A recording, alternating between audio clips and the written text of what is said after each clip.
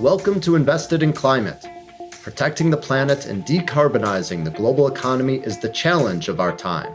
We all have a role to play, and the opportunity we face is unprecedented. Invested in Climate aims to help people do more to address climate change through their work, investment, lifestyle, and activism. I'm your host, Jason Rissman. I support a growing community of top climate and ESG leaders as the Chief Experience Officer at NationSwell, and I'm an advisor to the climate practice at IDEO. I'm also an investor and startup advisor, and when it comes to climate action, I know I'll be a lifelong learner, always looking to have more impact. If you like what you hear, give us a good rating on Apple, Spotify, or wherever you found us. Sign up for updates and suggest ideas for future episodes at investedinclimate.com. Follow us on social, subscribe, and spread the word. Thanks for joining. This is about business certainty. This is about risk reduction for the agriculture industry and business continuity. And I think that message is really starting to seep in, that climate action is paramount to business success in the long term, not just for companies like Danone, but for farmers who are those small business owners that need to drive this change and need to be part of that conversation. So I know that it's hard and this work can sometimes feel slow moving and, messy. I think these types of conversations really animate my excitement to keep going and progress. And so I do think that we can get there. Hi, folks. It's easy to get excited about the sexy new technology of climate tech startups, but we're simply not going to tackle climate change without big companies making big changes. To be honest, that's part of why I recently started a new role at NationSwell, where I get to help a growing community of chief sustainability officers and ESG leaders take bold action. But don't worry, this episode isn't about me. It's about Danone, the well-known global dairy company that's taking bold action to reduce its emissions. And it's about the Environmental Defense Fund, or EDF, a nonprofit that, amongst many other things, is partnering with Danone and other companies to help accelerate their climate action.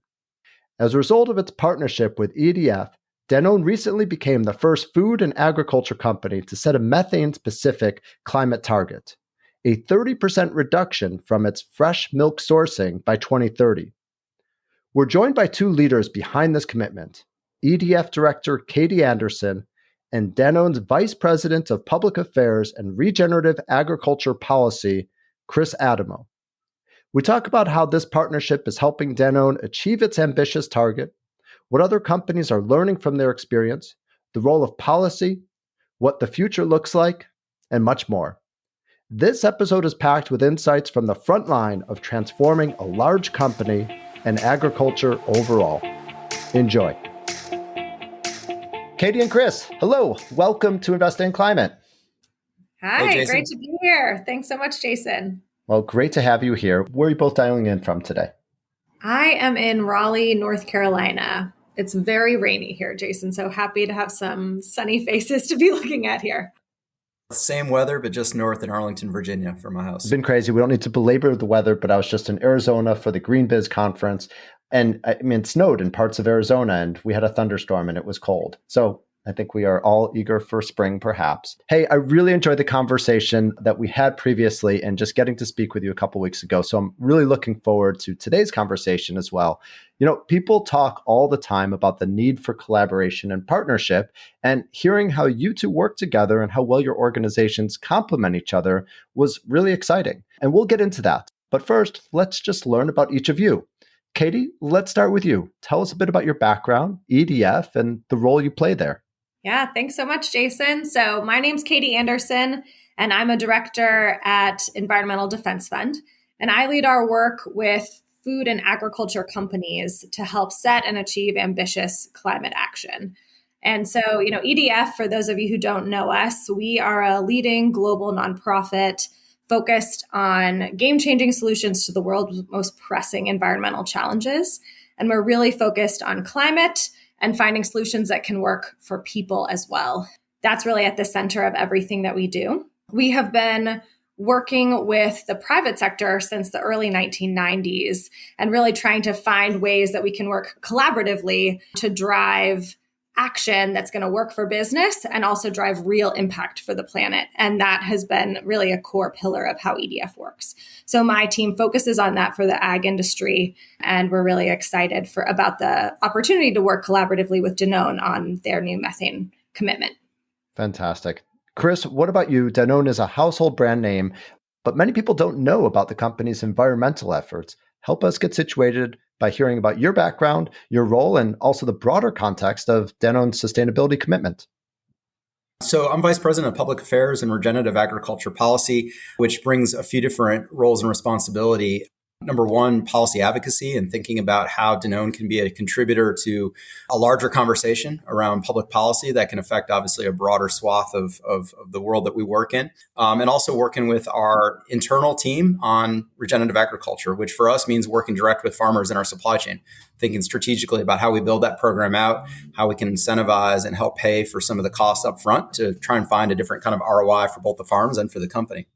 Myself, by training, I'm an environmental attorney, actually, and been with the company about 5 years now. So I'm still a little bit new in the corporate world, but spent over a decade in the federal government doing public policy of all sorts. Really got into the climate policy back in probably 2006, 2007, went to my first COP in Poznan, Poland, representing the U.S. government at the time. And so worked in the U.S. Senate for about 10 years and also worked for President Obama and his Council on Environmental Quality for the last couple of years of that administration. So after that, worked with nonprofits, thinking about different agriculture strategy and public land strategy. I mean, I've worked really almost across the spectrum of different environmental policies in my career, which has been super fun. Keep falling back to agriculture one way or another, just because it's, so much of our land base obviously is ag and forestry. And so for me, that's just been really fun to explore that and figure out all the different ways in which you can bring people together and produce hopefully a better public good along with the food that we eat. So it's been a blast for me to be at Danone. It's actually been a really perfect fit in a number of ways because as a company, Danone has just got such a rich, awesome history of trying to figure out how to be a different kind of business. We actually just hit our 50-year mark for what we call the dual purpose. So back in 1972, our CEO at the time talked about how business needs to think about both social benefit and business benefit coming together. So for us, it's been a really interesting ride. And actually, when I joined the company in 2018, we were just on the cusp of becoming B Corp certified here in the United States. And at the time, in 2018, we were the largest B Corp certification in the world. I think Natura may have just surpassed us, which is a good thing. We want to see more people surpass us in terms of big companies becoming B Corp certified. But it was a huge attraction for me to come and think about how to build a different kind of business, especially via sustainability and healthy foods. Well, it definitely seems like you are surrounded by kindred spirits at Danone, a lot of history and action on the environmental and climate front. Actually, the company's received a fair amount of attention. And we know that Danone's previous CEO, Emmanuel Faber, was ousted by activist investors who claimed he did not strike the right balance between shareholder value and sustainability. And the accusation was that he was pushing too hard or pushing for too much sustainability efforts too fast. How did that change Danone's climate commitment? Well, I can say a number of things about that. Number one, Emmanuel Faber was an incredible leader. I know a lot of us came to work for the company. He was a selling piece for a lot of us. He was someone that I didn't know before I started to talk to Danone, but was really impressed by obviously his vision and his words. Still, he's an incredible leader, I think, in the space of climate risk and climate disclosure. And I think we'll continue to look to him to see how he can push us all along. But I can tell you that the company as a whole, again, I mentioned the 50-year history we have in trying to think about this dual purpose, number one. And number two, we joined Science-Based Target Initiative and have signed up for that full scope initiative and roadmap to try and build our climate impact out across our entire value chain. And that hasn't changed. If anything, we've doubled down to try and be more targeted and more strategic across. And I think that's just a natural evolution that every company, frankly, should go through. We're probably actually imminently very close to an entire reframe that will be coming out from our global colleagues on this. But for us, it hasn't really changed fundamentally where we're at on climate change. If anything, it's just, again, with new people, new leadership, the natural course of any big organization, we continue to refresh and evolve our entire outlook. Thanks, Chris. So I've already spilled the beans and shared that the reason you're both here together is that your organizations are partners. And so let's dive into that. Kate, why don't you kick us off? And will you please tell us about how the partnership came to be and what it involves? Danone and EDF have been working together for many years on lots of different efforts, not all on agriculture, not all on methane. But I think this specific piece of our work together really started through what's called the Transform to Net Zero initiative, which we are both members of, and it's a cross-sector initiative that's really focused on catalyzing more ambitious corporate action toward a net zero economy. And through those conversations, we really started to talk more and more about the role that methane plays in stabilizing the climate and the need to immediately reduce methane emissions across all sectors. And then some specific conversations about the dairy sector and opportunities in that space to reduce methane emissions. And then kind of Chris and I had a great rapport in those conversations and were able to start having more kind of just EDF Danone dialogue around that as well. Hearing more about all of the work Danone is already doing in this space, where they're having barriers, and kind of just starting to think through what the opportunities might be to work together. So when Danone was thinking about and setting this ambitious new target of a 30% reduction of methane from their fresh milk supply chain by 2030, we were really excited about that opportunity and thinking through, okay, how can we work collaboratively to go farther, faster together? And that's really the purpose of our partnership together. So it's really exciting. And I think we'll be collaborating on a couple of key areas in the science and data arena. Kind of how do we improve reporting in this space? How do we elevate financial incentives to farmers to actually deploy the types of practices on the ground that reduce methane emissions? And then also, how do we get others on board, right? We know that EDF and Danone alone aren't going to change the whole landscape. So we need policymakers, we need other companies to come along and join us in this effort. And we know many are already doing so, but how do we, again, go farther, faster together? So those are some of the key elements of our work together, and super excited about how we continue to build that work plan in more specifics over the next couple of months. Thanks, Katie. Chris, help us understand these problems a bit from your perspective. And I'm curious, both from an environmental and climate perspective, but also from a business perspective. Why do these issues matter to Danone, and what's at stake for the company? There's a lot of layers to that conversation and that answer. But I think first and foremost, when we think about climate change and we think about our agricultural supply chain, as a food company, agriculture is front and center. It's absolutely critical to our business, right? Without strong suppliers, without a strong supply, we can't do our business. So business certainty, business continuity are absolutely critical when we think about managing our supply chain. So the type of relationships we build with our suppliers and the farmers matter, number one. Number two, when we think about some of the challenges that those suppliers and farmers are going through across the globe, and of course, it varies by region to region. We are a global company. We're purchasing commodities from many different countries and continents. So climate change is having obviously various types of impacts when we think about that. So just take the United States, for example. We're purchasing milk, our biggest commodity by volume and by cost, from over 400 farms in the United States. And that's for a variety of different brands, whether it's Horizon Organic Fluid Milk, whether it's any of our yogurt brands, coffee creamers, and so on. And those farms, dairy is different across the spectrum in the United States. We have farms that have 20 cows. We have farms that have hundreds of cows, thousands of cows. And each one of those dairies is feeling the change of climate in different ways. So if they're in California, they may have water concerns, right? They may have pasture concerns that the grass isn't growing enough to feed the cows in a given year. That happened this past year with significant drought out in the West. In the Midwest, I'll point to 2019, we had too much water at a critical time when folks were putting seed in the ground in the upper Midwest, where it's a huge dairy epicenter for us and for a number of different buyers of dairy. And folks weren't able to get their crop in the ground in June because there was too much water. So what we're finding is a lot of these practices that we're working with farms on, this is about risk mitigation first and foremost, both to us as the buyer, but also to the farm itself, so they have the kind of feed that they need for their cows. And thinking about another piece of the why from a company standpoint, yes, we have multiple audiences that care. Number one, just self-interestedly, we do care about that commodity. We want to minimize volatility of price. We want continuity to make sure that supply is going to be there for years to come. But also we have investors that care. We have, just like myself, case in point, we want to recruit people that care about these issues. And it's talent retention, talent recruitment. We can bring more talented people who are interested in working for a company that are trying to stake out a new way of doing business and taking on some of this bigger social impact, such as climate change. Also thinking about the customer and consumer angle. We sell to some very big customers across the world. And more of those customers are asking for these types of results, whether it's climate change, whether it's water, whether it's even biodiversity, thinking about pollinators with some of the almond growers that we work with, for example. So we're now able to produce results for our customers and consumers, and they're asking more and more for that. So it sounds like risk mitigation combined with employees caring, customers caring, investors caring, and climate action is really an imperative. But help us understand the complexity of climate action for a company like Danone, and particularly thinking about the scale that you have. What sort of scale does Danone operate at? You mentioned 400 farms, but also a global supply chain and global customer base. So how complete of a transformation are you aiming for? And what are your biggest barriers in doing more or moving faster?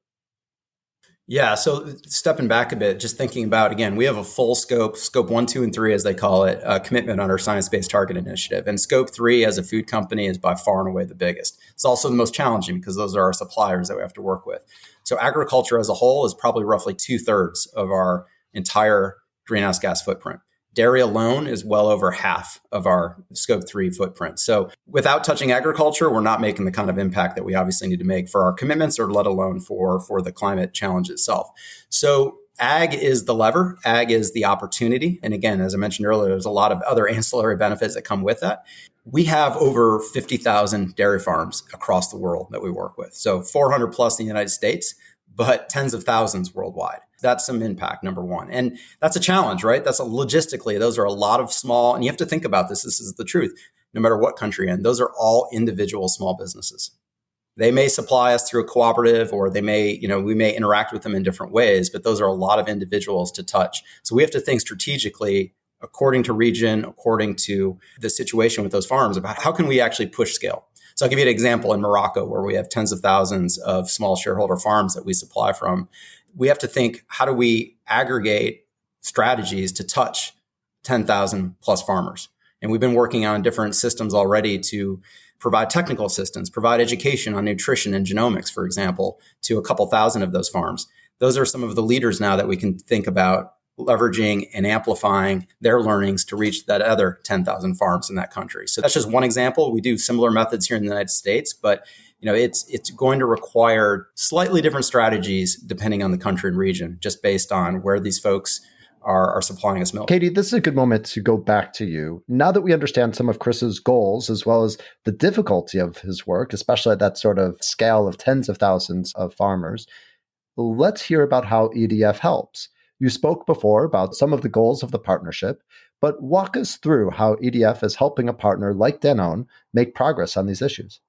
Building on what Chris said about some of the challenges, some of the things that we're really targeting in our work with Danone, I would kind of, again, go back to those 3 key buckets, right? One is, how do we help get the toolkit of solutions really clearly articulated in these different regions? And again, depending on the region, it's going to be different practices or innovations or technologies that can go on the ground. And so that's a science question, right? What's working in different places? How can we deploy EDF's best science to understand that better and continue to create those tailored opportunities on the ground, so that when Danone's going to their farmers and offering these various opportunities, they know that's going to create a durable climate benefit. And also in that category of science and solutions is, how do you then account for it, right? They're talking about a complex supply chain. How can they get better at modeling the outcomes that they're actually driving on the ground and incorporating that into their storytelling, into their branding, into their accounting writ large? So that's one key place where EDF, as a science-based organization, can partner with the Danone team, which also has great scientific and agricultural knowledge, and really work more collaboratively in some of those areas. Yeah, I'll give you a tangible example where that's popping up right now in the United States and probably other geographies as well. When we think about manure management, which could be anywhere from 1/3 to half of a dairy's methane footprint, depending on the farm. And manure obviously has other challenges that come with it. It can be a fantastic synthetic fertilizer substitute if used appropriately. It can also be a water challenge if it's not stored and managed appropriately. So there's a lot of other reasons to look at manure solutions in addition to methane. The challenge with manure solutions is, number one, from a farm standpoint, they can be very expensive. This is could be hundreds of thousands of dollars of equipment, depending on the farm, that are the solutions. So we have to think creatively about how to finance those. But before we even get to the how to finance, what's the right piece of equipment? What's the right management technique for that farm? And so even we just had our dairy farmers together for the first time since pre-pandemic this past week. And so we had a couple hundred dairy farms in the room, again, of all sizes just in the United States. There may be anywhere from 8 to 10 manure solutions available for them to use, all different sorts of technologies and equipment. It's going to be a very customized discussion per farm. So we have to work with the farm on what looks best for their design, what looks best for their climate and geography, and then think about, okay, well, how does that get installed and how does that get managed appropriately? And then the financing. Okay, as we have a $500,000 piece of equipment, we have $750,000 piece of equipment. How do we get that in there? And a lot of folks like to think about anaerobic digesters as this massive solution for manure management. And it is. It can be an incredible solution for creating renewable biogas, but not every farm is going to be able to finance an anaerobic digester. So let's take small farms, for example. Unless they're able to aggregate manure in a community of farms, anaerobic digesters are probably going to be out of reach for most small and mid-sized farms. However, there's all these other pieces of equipment. So I'll give you an example of one. Liquid solid separators is a piece of equipment that literally separates the water from the manure from the solid. What that does is it reduces the amount of methane overall that's being created from otherwise what would be a pile of intact manure. And it's also creating a synthetic fertilizer substitute. So there's multiple benefits here. That piece of equipment could be anywhere from $500,000 to $750,000, but it can be applicable on a smaller mid-sized farm. It could have anywhere from a 25 to 35% reduction in methane on any given farm. So we're very excited about some of these manure technologies, but the question is, getting the farm to accept, number one, they have to work with us and tell us what's the most appropriate for their farm. And then, of course, the financing. And then where this comes back to what Katie was saying, we need to understand how to best measure the impact of that, right? And there's a lot of models and there's different tools out there. And we're going to have to keep fine tuning to make sure that we're having high integrity measurements for many different reasons. Obviously, we don't want to overstate the impact, but we also don't want to understate it either. We want to make sure the farmer's getting the full value out of the impact that they're helping create. Great. So a lot of collaboration around science and data and reporting, both to improve Danone's application of these new technologies, but also presumably to share more broadly. And you also mentioned financing a couple of times. Are there co-funding models? Is there opportunities to bring in public sector funding? Are there areas for collaboration where you are working together on the financing side? Yeah, that's definitely another big part of this, because we know that, as Chris said earlier, right, no farmer is going to be able to cover the entire cost of some of these technologies themselves. And so how can we work collaboratively with private sector dollars, but also connect that to public sector dollars through programs like USDA funding or other entities? Or maybe it's collaboration across the supply chain, right? So if multiple companies are all have this same milk product in their scope 3 emissions, how can they work together to help the farmer transition and deliver this type of technology onto the ground? So that can be complicated, right? Because we're talking about meshing together public-private dollars or multiple different entities coming together, but I think is so critical, and we'll be working collaboratively on how to do that in an efficient and effective way. And for us, I think it's just a question of, there's not going to be a silver bullet on financing. I mean, number one, requires meaningful, significant investment across the value chain for us. And I think no way around it. Danone's going to have to, and we've had skin in the game. We'll continue to put significant budget into these investments with our farms, but no one's budget is unlimited, right? So we have to think creatively how to leverage each dollar we put in. Sometimes that may mean the farm thinking about, trying to incentivize through our purchasing contracts about how they can find efficiencies for some of that low-hanging fruit and incentivize those kind of savings within the contract that we have with the farm. And then for some of these bigger investments, we certainly can think about low interest loans. We've been looking at different ideas around that. And then also, how do we blend government dollars with our budget so that we can get a bigger impact across more farms? That only works if government has to be a willing partner, which we're pretty fortunate in the United States. We have a pretty incredible Department of Agriculture. We also have state Department of Agricultures that are willing to co-invest at the farm level. So how do we think of the supply chain and the buyers as a really helpful service provider, intermediary to get more government dollars out and increase the overall impact. And so we're trying to redesign those models with government right now. And our Department of Agriculture has been a really incredible partner. We, a couple of years ago, we got a grant. It's called a Conservation Innovation Grant, which is a big program at our USDA. And we were able to double the impact of our budget through those farms. But then Danone and our partners, we were able to create very creative, different incentive contracts to dole those dollars out and help pay for some of these bigger infrastructure projects, help try different technologies at both the field and the manure level, for example, that maybe are a little unknown, maybe we're not sure, but these are the kind of dollars we figured out on one farm. And if it works well, then we can duplicate it over to other farms down the road. We've also, this is something we're really excited about, thinking about sharing arrangements. So the really interesting thing about dairies is that they're often buying from neighboring growers for the feed, right? So if there's ways that they can distribute more of their manure, again, like a liquid solid separator and taking that dry matter and actually getting more acres access through their network of growers, that's an opportunity. Or purchasing cover crop equipment, which can be an upfront barrier for a lot, getting the dairy to actually manage that equipment and then lease it or loan it out to neighboring growers so that more acres are impacted by that equipment purchase. So trying to think creatively to stretch the dollar as much as we can. Chris, when listeners hear grants going to companies, they might immediately get triggered and think, okay, is this corporate welfare? Tell us about your response to that. Well, a couple things. Number one, I should be more clear that from the Department of Agriculture standpoint, and those are the grants we've been managing for the most part, not a single dollar is coming to the company. We're using nonprofits or other intermediaries to take our dollar and to take the government dollar and then put it to the farm. So those dollars are meant for the farm, and that's where they're going. So they're not coming to Danone at all. The second piece of it, there are different policy proposals out there that may create different transactions. But if we're looking to make significant investments and meaningful impact for the climate from agriculture, which can, U.S. anywhere from, let's say, call it 10% roughly of our overall U.S. footprint. We have to treat it just like we would the energy sector, just like we would the transportation sector. We have to think about meaningful incentives to touch, in the U.S. case, over 2 million farmers in this country, 2 million small businesses that we have to touch.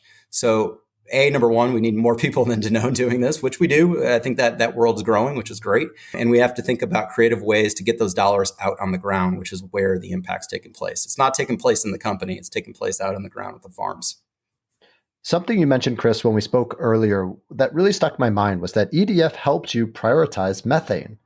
Tell us about how that happened and the impact that you're hoping to have by prioritizing methane. Yeah, I think so. On one hand, we've been at it in the U.S. for over 5-6 years now with our regenerative ag program, learning with farms, understanding the various different levers from the crop to the manure to the animal nutrition and so on, the things that can get us these different climate benefits. The levers themselves weren't new to us. However, a big entry point for a lot of farms is thinking about soil health, thinking about the cropland piece where there is some methane benefits, there's N2O benefits, there's carbon sequestration. It's a pretty dynamic system. And that was an entry point for a lot of our farms in the early years. So I think, Katie, what was it, a couple of years ago, it was probably 2020, 2021, over the course of some good pandemic conversations online, we started to really learn and understand the science behind methane. So that time value of decreasing methane now giving us that better opportunity to minimize impact to a 1.5 overall. That was something that from a climate science standpoint, I'll just say for myself, it wasn't something that I was fully aware of, right? Just that time value of methane compared to CO2. So the issue is not we're decreasing our soil work or decreasing our CO2 work. It's still important to us for a number of reasons, because that's maybe where a farm wants to start in some cases.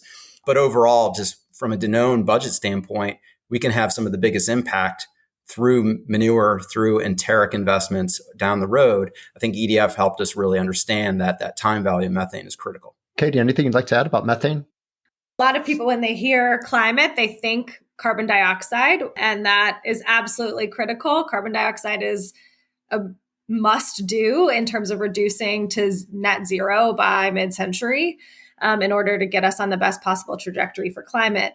But I think methane is kind of a misunderstood little sister in the climate world. And EDF has really been focusing a lot of effort on how to help policymakers and companies understand the importance of methane as a short-lived climate pollutant, but something that's very potent in the near term, which means that in my lifetime, the thing that we can be doing to reduce the rate of warming in the next couple of decades is to reduce methane emissions. And I think that's often lost in the climate conversation or just deprioritized. And I think something that's really important, especially for companies in the agriculture sector who source dairy or livestock products, because methane is a big part of the footprint for those companies. So really understanding how that plays in is critical as they're thinking about their climate strategies.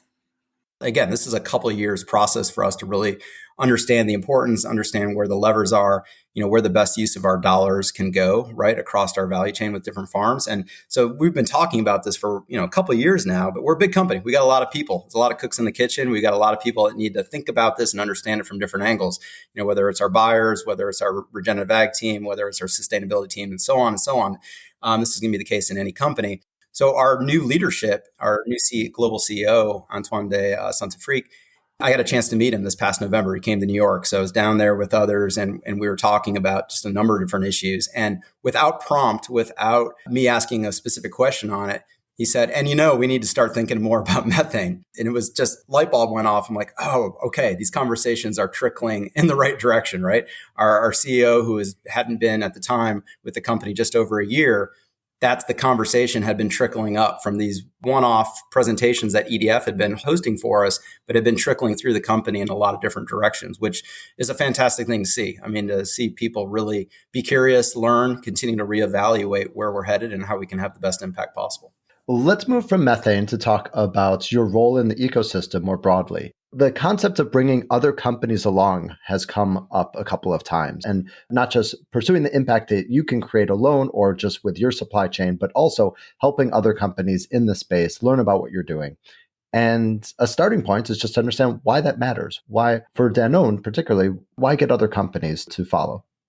I think it goes back to our mantra of public policy advocacy, being involved in these great bigger conversations that are larger than just about Danone, right? I mean, climate is probably the perfect example of you can be absolutely perfect, which of course no one is, and hit every impact measurement possible. But then so what, right? If everybody else isn't doing the same, so what if Danone has met all our goals, but everybody else has been status quo, which I don't think is the case. But one actor is not going to solve climate. We all know that. I think it also goes to our B Corp mentality of trying to drive a company towards this dual purpose. How can we take part in these different conversations that are taking place, whether it's at government or frankly within industry circles? Katie mentioned the tons, the net zero group that we're a part of. I mean, we're learning from Nike, we're learning from Microsoft, we're learning from others at the table who aren't in food and vice versa. Those kind of conversations are really important. So there's going to be different types of it's not all advocacy, right? Sometimes it's just about learning from others. And then sometimes it's about recruiting others in, be a part of the conversation. I mean, we talk to other dairy companies all the time. There's other great leaders out there. To name a couple, Nestle, Unilever, that are similar kind of companies as we are. I mean, they're on the path to doing some really good things too. So I think, moving forward, I think it's really important too, and it can be hard sometimes in this universe of everybody touting their latest and greatest effort. We got to be humble. We got to be. This is really hard work. We're going to stumble. We're going to not be perfect all the time, and it's really hard to get the right kind of strategy together. Which is why we need EDF to help bounce ideas off of and be that strategic advisor for us. But not be preachy, because if we're preachy, then we're not doing anything, right? We're not bringing in others. We've got to be true collaborators, sometimes with our competitors, and really think about how we can move the needle together. Katie, motivating companies to do more for the environment and climate is really core to your work. What do you see as the most effective strategies, not just for getting them engaged or making commitments, but really for stepping it up a notch and accelerating their effort? It really depends on the company. So every company is on their own journey in this space and really have to create kind of tailored options depending on the starting place. So for some companies, they may not have any sustainability staff, or maybe they just have one sustainability person who's working on everything from renewable energy to regenerative agriculture and methane emissions. And they may not, they're really at a place of starting to understand the science, understanding what the levers are, understanding even their own supply chain and where it may touch down. And so providing them with those easy to access, easy to understand messages about what they can be doing now, what they can be doing later, and providing the stepping stones that feel achievable and actionable for that specific setting is really critical. Other companies, and I'd put Danone in this bucket, right, have an amazingly talented set of sustainability staff who've been working on this for a long time. And in that instance, it's about listening to what are the key barriers that they're specifically facing, providing maybe a new vantage point. Like Chris was talking about, we really started talking to them a lot about ag methane. And that was perhaps for some of them a little bit of a newer vantage point that they could learn from and then bring internally.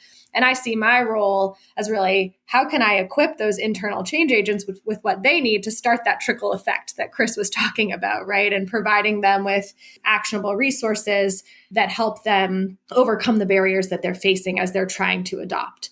So I think it kind of depends, but it's a combination of relationship building and trust building, and then working people through that pipeline to leadership. And then certainly the role of coalitions has an important role to play here too, right? In terms of bringing companies together to problem solve together. That's another value of bringing other companies along in the journey and bringing other companies to the table. Because things like accounting, things like science and research and development of new solutions, that's problems that everybody is going to be facing. And so how can folks work together to solve those problems where it makes sense within, the range of what companies can collaborate on, and then where do companies need to go and work individually? And that's a really critical piece of the conversation. I'll give you a tangible example on methane where coalitions, I think, and this is future looking, that I think some of our work with EDF will lead to this direction, but enteric methane, right? This is the methane that comes from a ruminant, a cow's digestive system. As it's eating. And this is one of the big pieces of the pie, right? It could be 50 to 70% of a dairy's overall methane footprint could come from just the digestion alone. So a lot of that can be looked at with genomics and better feed and rationale and stuff like that. But there's a lot of future innovation coming. There's a lot of new technologies coming. And our teams have scoped a lot of this. We've landscaped a lot of this work, but there's always something new on the horizon. One thing that's really challenging for us, because we're a food company, we're not a scientific institution, is to go survey all these researchers that are doing this cutting edge work. We need help distilling down that science. We need help understanding like which research body should we be reading, which one should we not. Frankly, we need the summaries of those research reports because again, we're in the food business. We're not scientists. So there are a few scientists in the company, but by and large, that's not our job, right? So we need help distilling down this kind of burgeoning science that's coming to place, especially on this issue of enteric methane. So we've talked a bit about financing opportunities and that there's more capital going into the space, and it suggests that there's probably new opportunities for investors. And I know Danone has invested in innovative climate tech companies, including actually Symbrosia, a company that adds seaweed to livestock feed so they burp less methane. And if you're interested in hearing more, we actually interviewed Symbrosia's founder for an episode last October. But I'm curious, are there investment areas you're excited about or think investors should look into? Yeah, I think, look, Alexia and her team at Symbrosia are absolutely fascinating, and we have high hopes that they continue to do good work, and hopefully we can get to a commercial product someday with them. That in particular was something that our Danone Manifesto venture arm made that investment. So like a lot of food companies these days, or larger food companies, we have a venture capital group, and they're looking across the board at different types of innovations and technologies. There's a long list of different things that they've been digging into, which is super interesting to just see that kind of cutting edge aspect in the food world come together. Symbrosia is a really interesting one. So I think there is that role. We put a bit of a share into that company. We've looked at others like Zelp, which is a technology that can actually catalyze or remove the methane from the digestive burps of a cow, for example. Remains to be seen how that one actually would work. I know they're working on some different applications there, but the core technology was interesting enough for us to make an investment and see where that goes. Again, these are all pre-commercial, have a long way to go sort of ideas. So like a lot of folks, we are doing some due diligence, we're doing some vetting, and we're placing a few bets here and there. They may not all come together. So we have to work with those investors and see how we can best move them through the process from pre-commercial to commercial. So there is that role for sure from the venture capital side of things. And then, like I mentioned, in just our procurement team, our regenerative ag team, helping farms just think through different technologies that are available to them right now, because not everyone's going to be applicable to every farm. But I think we have a really strong role to play in helping farms pilot different ideas, as long as it's safe, as long as it's works and within their operation itself, we can help vet different ideas and be the upfront capital to pilot some of those ideas. Chris, Katie, we've been talking a lot about practices and techniques and strategies and technology to reduce the methane emitted from livestock and cows in particular. Some would say we just need to reduce the amount of dependence on cows and dairy and meat. And in fact, our friends at Speed and Scale, who set up a tracker and a whole list of OKRs and objectives and key results, have an entire key result focused on the reduction of dependence on meat and dairy. And so I'm curious about that pathway. Is it something that you're working on as well? And how do you feel about the perspective that the technology and the efforts to reduce methane from cows isn't enough? We just need to reduce animal agriculture. Yeah, I think, look, animal agriculture, number one, is pretty diverse. There's a lot of different pieces of it, but I'll just speak to dairy because that's who we are. That's what we do. Danone's a 100-year-old dairy company. We literally came to be because we thought and believe still to this day that yogurt is a very, very nutrient-dense, healthy option for people around the world of all economic classes. It's a very affordable, very available product that is incredibly nutritious. My little kids eat it every day. I eat it every day. I think there is always balance, always moderation with any diet that is necessary, no matter what we're talking about. But on a per dollar basis, we believe that yogurt continues to be an incredibly important nutrient-dense option for all people in most geographies. And there's a lot of cultural relevance to that in many, many places too. We want to preserve that option for consumers. It's affordable, it's good for them, and they like it. And we think there's a way to make dairy is an opportunity to be a solution versus just a challenge. So we'll continue to believe that. That said, we're a pretty diverse company. We look at a lot of different options. We'll continue to look at a lot of different options. No mystery, not a hidden secret that we've invested in plant-based options across the entire company, frankly. So here in the US, for example, you look at Silk brand or So Delicious brand. These are soy alternatives. These are coconut alternatives, almond alternatives, oat. It's legumes that provide high quality protein, and a lot of those plant-based, as soy is almost a dairy equivalent from a protein standpoint. So we look at a variety of different healthy and sustainable options. And I have to remind folks of this again, like it's really hard to, if not impossible, to tell a farmer how to farm. It's also really hard, if not impossible, to tell a consumer how to eat. And so we've got to work on both ends and look at incentives and look at opportunities for both. From a plant-based standpoint, 9 out of 10 homes in the United States, anyhow, that buy plant-based also buy dairy. These are mixed households with mixed preferences, and they're looking for different health and attributes and environmental attributes. And we think we can provide better quality products across the board. From EDF's perspective, just building on some of what Chris was talking about, people really make dietary choices for all kinds of personal reasons. It's about health, it's about religion, family finances, culture. And when you look at that globally, it can be a very diverse picture. And so we don't think it's appropriate or effective for EDF to be telling people what to eat, especially in developing countries where families may be really struggling to meet the critical nutritional needs of their families. And livestock or dairy can be a big part of meeting those nutritional needs. So we're really focusing on how do we make sure that every single bite that a consumer takes is as low emissions as possible, no matter what that choice is.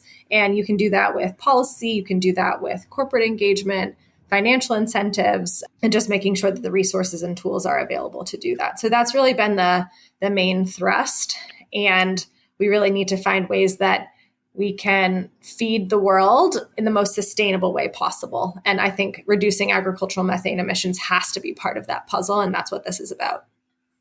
Thanks, Katie. You've mentioned policy advocacy a couple of times. And so I'm curious, what are some policy priorities that you're working on now? Looking specifically here in the US, there are some great opportunities coming down the pipe as we're looking at the Farm Bill and other USDA programs that are being created. Also, the Inflation Reduction Act, right? How do we make sure that that is helping to support the types of climate impacts and incentives to farmers that we want to be seeing? So I think that's one big opportunity here in the US. I think another opportunity that we're following closely is public sector investment in the research and development of enteric solutions. As Chris was saying, this is a complicated space and a space where we need some more solutions in the pipeline. And when we did a look at where investment is going from the public sector into R&D for climate, agriculture was 35 times smaller than the clean energy R&D investment from the public sector. And within agriculture, enteric methane emissions was only 2% of federal R&D spend. So that's a huge opportunity as well to help increase public sector dollars going to enteric methane and manure methane and other solutions that can really help to spur private sector dollars as well flowing into these spaces. So I think those are two kind of key priorities that we're following closely. And then obviously globally as well, how do we get countries to connect to the global methane pledge and start to activate in that area? So those are some of the things EDF is really focused on and working with companies on as well. Yeah, just to add to that, I think globally, obviously, we're excited to try and connect some of these dots between some of the really good policy initiatives here in the United States, but also how do we connect that with Europe? How do we connect that with other locations that we operate in and start to get some coordination across nations? That would be, we're very involved in UN discussions. We're present in the COPs. We go to the UN Assembly in September. So how do we connect some dots there with EDF, with other companies to actually be coordinated, right, with governments across the world to the best we can. And obviously aligning the global methane pledge is a step there to help. It's a platform that we can draw those conversations to. The other thing I'll say is there's been some amazing law that's been passed in the last couple of years. The most recent, as Katie mentioned, is the Inflation Reduction Act. There was really an unprecedented level of investment, obviously across transportation sector, electricity sector, home use appliances, things of that nature. But agriculture was a massive investment in that bill. Agriculture and forestry, actually both. But there was roughly about $20 billion over the next 4 to 5 years that has been allocated to our Department of Agriculture. And some of that is for incentivizing supply chain work to try and bring in more of that value chain investment to partner with government dollars. Some of that was specifically for enteric innovation. And we're hoping to see some of the release or announcement of how that money will be used in the next couple of months. So that's pretty exciting. So there's kind of the advocacy almost has been done, right, to help create that law. And EDF and Danone both were very publicly a part of that advocacy effort for the Inflation Reduction Act. But now we need to go use it, right? And we need to use it well. And we need to show some measurable results from that. So there is, I think, an opportunity to bring in more of the food sector value chain to just participate and be participants with that policy. And then long term, the Farm Bill. Every 5 years in the United States, the Farm Bill comes up. It's a wonderful piece of legislation that brings in a lot of different interests of all different varieties, but it's our main baseline of agriculture policy in the United States. And that process is kicking off this year in 2023. Remains to be seen where Congress will go with it, but it's an opportunity to think about, as Katie mentioned, that long-term research investments. We've got an amazing set of research institutions here in the United States with land grants across 50 states, our Department of Agriculture having in-house research. And how do we get all those things coordinated in a way that is going to accelerate the enteric option, for example? So a huge amount of opportunities on the table right now. So it's pretty exciting. Katie, Chris, we've talked about a lot of different exciting elements of progress. Thank you for the work that you're doing. Exciting to see this progress. But given the enormity of the challenge of transforming agriculture and decarbonizing food, we clearly have a long way to go. And so I want to leave off just asking your thoughts on your level of confidence of, are we going to be able to transform agriculture to the degree that we need to in the next decade? And what else needs to happen for it to do so? I have 2 young kids, and so I do this work because I want them to have a stable climate and good food to eat as they grow and develop, and I want their kids to have the same. And I don't think I could do this work if I didn't believe the answer to that question was yes, Jason. Obviously, we have, like you say, a long way to go. We need a lot more action. We need to catalyze much faster action. We need more people stepping in and doing their part. And we need to overcome some of these key barriers around solution set, around science, around incentives down to the ground, and kind of those enablers that will help to drive faster progress. But I definitely think that we can get there. And I think it's because of what Chris started with when he was talking about the business value here, right? This is about business certainty. This is about risk reduction for the agriculture industry and business continuity. And I think that message is really starting to seep in, that climate action is paramount to business success in the long term, not just for companies like Danone, but for farmers who are those small business owners that need to drive this change and need to be part of that conversation. So I know that it's hard, and this work can sometimes feel slow moving and messy. I think these types of conversations really animate my excitement to keep going and progress. And so I do think that we can get there. I've been at this going on 17 years now or so, roughly, one way or another. And the climate ag connection or nexus has been, at least in my view, from 2007, 2008, and so on. So when I went to that COP in Poznan, Poland in 2008, the forestry and agriculture conversations were like literally down the farthest hall away from the center of the conversations that you can imagine. I mean, I don't even know if there was an ag conversation at the time. There were forestry ones, and we had to go find our own room and talk to each other to have those conversations. So we've come a long way in terms of the center of gravity, including agriculture, still arguably have some distance to go to really bring it in the center of these big conversations. I think the IRA is an example of 10 years ago, that would have been very difficult to get that level of investment in agriculture alongside the electricity and transportation sectors. So I've seen a number of things change over the last decade plus that give me a lot of hope. And you have to remember too, agriculture is so diverse, right? We use this term ag, and we're talking about, again, 2 million plus business owners in the United States, some which are little tiny dairies, big dairies, but then also folks that are growing fruit and vegetables, hundreds of different types of fruit and vegetables out there. These are very complex, diverse systems. So we're going to see progress in different pockets and in different timeframes. And I think we just have to be understanding of that and really looking for the big opportunities where we can get them. I'm excited. I'll give you one other quick anecdote. When I worked in government, this is probably 2012, and I was working on a farm bill in the U.S. Senate. And I remember pulling in specifically, I won't name names, but 5 or so very big CPG companies and retailers to talk about sustainability and how they could help us develop public-private partnership policies, which we passed a law called the Regional Conservation Partnership Program in 2014. That's still USDA's premier public-private partnership program that the IRA just put a bunch of money into, for example. So bunch of years later, it's still evolving and still improving. But these companies that we asked, do you have an interest? What's your sustainability platform look like? I mean, they had basically, some interesting efforts and some interesting partnerships. But we are so light years past those conversations. We now have companies, actually multiple companies, lobbying and advocating for these policies because they want to go use them. And they want to amplify their investment, and they want measurable change, not qualitative change, measurable, quantifiable change, because it's important to them and important to their underlying business. So that didn't exist 10 years ago. We are in a fundamentally different place right now with the interest, with the type of models being created, and ultimately with the impact. We have a heck of a long way to go, but I think the foundation is fundamentally different right now. Katie, Chris, thank you so much for your time today and for all this important work that you're doing. Thanks. Thank you, Jason. Appreciate it. Thanks for joining us for this episode of Invested in Climate. Please remember to rate us on Apple, Spotify, or Google. Find show notes, sign up for updates, get in touch, and visualize your climate action at investedinclimate.com. This podcast is for informational and entertainment purposes only and does not constitute financial, accounting, or legal advice. Thanks again.